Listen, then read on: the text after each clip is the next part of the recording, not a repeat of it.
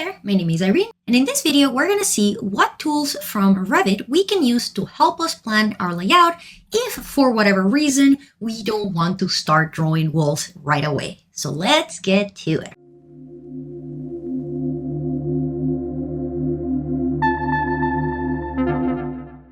Alright, so we are going to continue working with our retail model, which is pretty simple, pretty small. And this is a very common procedure when you're doing interior design projects, which is that you start with what we call the architectural shell. In other words, you start with the existing building. So this is usually going to be floor, walls, ceiling, roof in some cases, your doors and windows. Depending on the nature of the project, you may be working with more stuff, like you may be adding light, you may be adding outlets, you may be adding whatever other existing MEP infrastructure you have. But at the very, very least, in the most basic format, this is what you would do. You would have your floor, your wall, your ceiling, door, windows. In this case, we have added roof and then ceiling as two different structural elements. Because obviously, as an interior designer, you are never going to be making your design out of the void, out of nothing. There is always going to be an existing structure, whether we are saying that existing means that it is already built in the real world,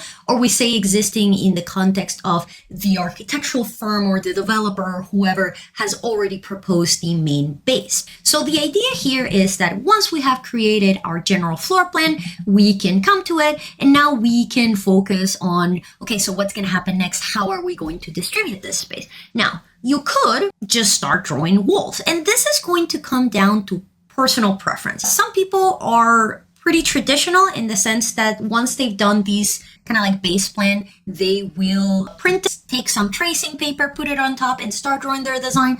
There's absolutely nothing wrong with this. It's very nice, especially because it helps those creative juices go and it helps you come up with a better proposal than if you would just simply be drawing lines directly. But I also know that we live in the 21st century and a lot of people like to design directly in the software. So whether that is AutoCAD or now Revit. In fact, like that is usually the way that I would work because a lot of my designs would have to do with careful planning of space, working with standard units. So if I can put the measurements directly in my model, then I know how much space I'm working with. So if you are the kind of person who likes to be able to plan their layout in the software, but also you don't want to start drawing walls because you're concerned about them merging or you're concerned about getting error messages, then this trick is going to be for you.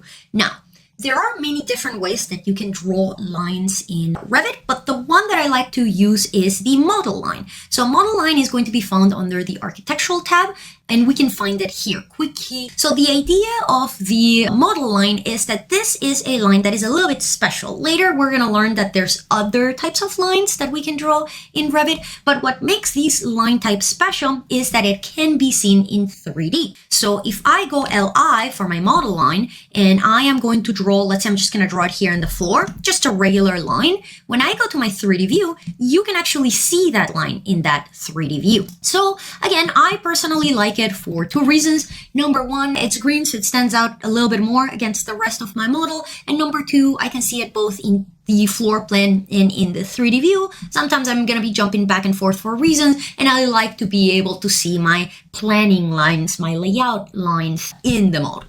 So how is this going to work? Well, you're basically going to use these lines as if you would be working with something like AutoCAD. And then let's say that I want to plan for this project to have a small storage area. And then let's say that I also want to have a tiny bathroom. Let's see if we can fit it in. So the nice thing, again, as you can see when you're working with this, is that you can get measurements. So again, especially if you want to work with the precision of having measurements, you have them here. So what I'm going to do here, if you notice when I zoom in, so now we're going to get into the nitty and gritty of planning. So if you notice here, when I'm putting my measurements, see how my measurement is coming to the middle of the wall? So this is going to happen by default with Revit because Revit is, once once again, designed first and foremost for architects and engineers. And in this case, this is very much an engineer feature, right? Because engineers are thinking about their columns and beams. And when you're working with columns and beams, it's not so much about where the edge of the column, where the edge of the beam is. It's about where their centers are, because you're creating a structural grid, right? All of this is to say that if you're having this issue where by default your geometry wants to snap to these middle points, what you are going to do is we're going to escape for a second. We are going to go to the Manage tab, and then you are going to go under Additional Settings and Annotations, temporary dimensions. Here we go.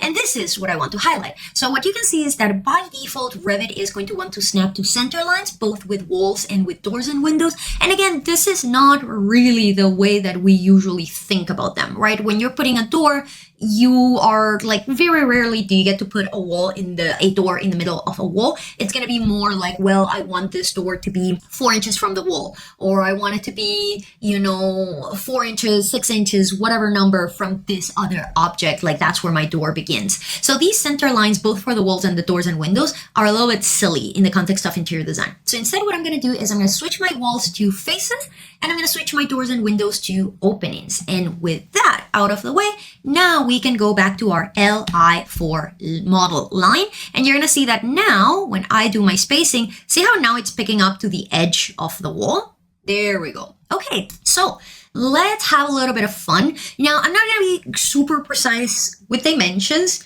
Please, protectors of the building code, don't come for me. I like to do things as realistically as possible, of course, but also the main purpose of these videos is learning how to use the tools. I'm usually not super concerned about, is this the best design option? Or is this a flagrant violation of the building code? Also, the building code will be different for different people in different parts of the world. So what may be correct building code for me may be an absolute atrocity for you. This is all to say, please don't come to me because of my design or building code violations. That's not what I'm trying to do here. So let's say that what I'm going to do is I'm going to do a spacing. I want like 6 feet. If you want to type a specific number, you can. I can just go see 6 feet, 6 inches, like whatever I want. Let's say that I want to give 6 feet for this like closet, so to speak. And the nice thing about this is that if you want, your lines can go past, if you want, your lines can like stop at whatever distance you're planning. Again, it gives you a lot of freedom in that sense. So let's say that I want to have, again, a little bit of storage and a little bit of a powder room, both for my potential clients and for my employees of the shop. So let's say that I want to start with 10. So 6 by 10. There you go. So that's my line.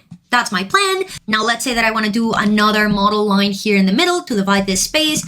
And that's basically telling me that I have 5 by 6 for both of them. So the nice thing about this is a couple advantages. Number one, you can change this stuff. So let's say that I look at these and I'm like, that's too small. Let's say that I want these to be 8 feet for whatever reason. So you're going to notice that when I change this dimension here, it's dragging the lines as well. It's stretching them, but you're not getting merging with other walls as you would if these would be actual walls. So I like that. It gives me a little bit of freedom. You can also extend your lines if you want them to interact with something else. Again, this is planning, right? And when it comes to planning, usually you're going to want things to be in one way or another responding to something else. Let's say that, for example, what I actually want to do here is leave a space. Let's say that here I'm going to have like my pay area. So instead of guiding myself by making this 5 and making this 5, instead I want to guide myself by what this distance is. So as a reminder, another cool thing that you can do with these temporary dimensions is see these little point here. I can pick up this point and I can drop it anywhere else that I want these reference dimension to be. So see, for example, I could come here and say that what I actually want is I want this distance to be overall 10 feet. So I can come here 10 feet and see I'm adjusting from that direction instead. So now that means that I have here a gap of 10 feet and here I have whatever is left. Let's say that I want my storage to be this and I want this to be the bathroom. So my toilet area is going to be here, and then this is going to be the rest of my storage. I think this 5 by 8 is a little bit much, but you know what? That's fine. I can always revise it afterwards. And the best advantage of this is that, let's say that later down the road, I decide to draw my walls, which I will draw, but I want to show you ahead how easy it is to get rid of these lines, because that's the main thing that I like. Because if I would be working with regular walls and I change my mind and I want to delete all of them and start from scratch, then I would have to be very careful of making sure that I'm only choosing my internal walls. But let's say that for whatever reason, I decide that, like, you know what, I hate this design, I got really bad feedback, so I think I'm gonna start again. So in that case, all I have to do is a big selection box. Doesn't matter how big or small, you just want to make sure that you're selecting everything. And then what I can do is I can come to my filter and I can say check none. And then I can say I just want to select my lines. I can go apply, okay, and then delete them. Easy peasy, lemon squeezy. That is why I like to do my layout design using model lines. It's very easy to manage them. I can see them in 2D and 3D, so it helps me a little bit like imagine what's going to happen before I start drawing my wall. And the best part is that when you're done working with them, they're very easy to remove. Another thing that I want to highlight is keep in mind that you don't just draw like walls with them. You could draw everything. So I could say, for example, going back to my model lines, that I want to assume what my pay station here is going to be. So let's say I'm just going to draw a rectangle, whatever. See, and I can come here and, for example, use my align tool, AL, and say I want it to be aligned with my wall here. And then I could say here that maybe I want this guy here to be aligned with the column because this is going to be a piece of millwork. So I don't necessarily want that right against my curtain wall. So let's say that this, for example, is going to be, I don't know, let's give it 30 inches, for example, for the depth. And then let's say finally that my width here. Again, what I really like about these temporary dimensions is that they are going to give you multiple options.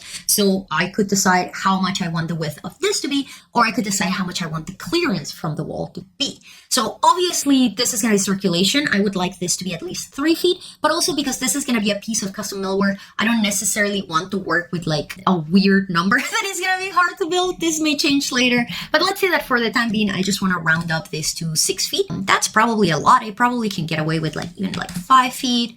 Yeah, that looks a little bit nicer. See? So I can do something like that.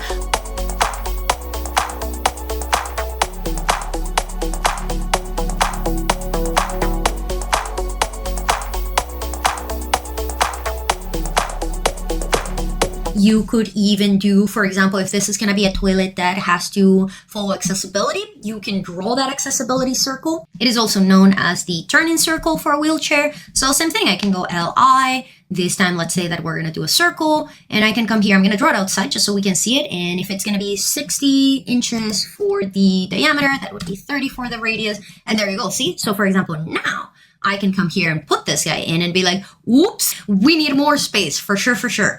So now I can come here and revise my design. So see, this is kind of what I like about working with the lines. It makes it a little bit easier to plan out. So let's say we're going to move it 6 inches. That would give me, and if I just want to quickly verify like how much space I have total, again, I can just pick up one of these guys, move this guy over here. Now we're working with 8.6 for that diameter. That's good enough. Sure, why not? We need to expand this. I'm starting to think that there's probably a better way of doing this. But again, I don't want to get myself stuck on the design part. I just want to demonstrate how we play with it. So MV, and then let's say that I'm going to move it 2 feet, a little bit, but whatever. For the time being, again, I am just doing general planning. And again, that's what I like about this. It lets me do that like just general idea of how I want to space things out. Now, if I come here, you're going to see that now my spacing here is getting a little bit tight. So once again, that might mean that I need to take this guy and let's say move it, I don't know, let's go 6 inches maybe. Or again, I could come here and draw another model line. And then let's say we're going to use this model line as a guide. And so if I put this line from here to here, I could say that I want to have that 3 feet clearance. And now I can come here and say, okay, and now we're going to move MV. And I'm going to move this guy here, and I can do that. So again, as you can see, I can do my planning. And let's say that I want to have another door here, LI. This door is going to open. Let's say that I want it to open. If we're going to be putting storage here, we probably want it to open outwards. So, and let's say that we also want it to be 36 inches so we can actually store big items and then we can access them. And there you go. See? So I can do all of my planning. This is also really good if you are just in like the very early stages of the design and you just want to present a rough layout of what you're doing. It's going to be very handy in the sense that it lets the viewer see where you are heading mentally, like what you're thinking is going to happen design-wise, without having to spend a lot of time setting up types and applying them and adjusting them and making sure that everything is perfect. It's just a very nice and quick way to draw a design that is pretty consequence-free. And again, my favorite thing is that when you're done and you have placed your actual real objects and it's time for you to get rid of these model lines, you can just do big selection box, filter, check none, check lines, apply OK, and then delete. And with that, we have reached the end of this video. I hope you find it helpful. If you have any questions, by all means, feel free to add them in the comments. If you could subscribe, that would be very nice. But otherwise, thank you very much for joining in. Thank you very much for sticking through, and I will see you in the next one. Have a good one. Bye.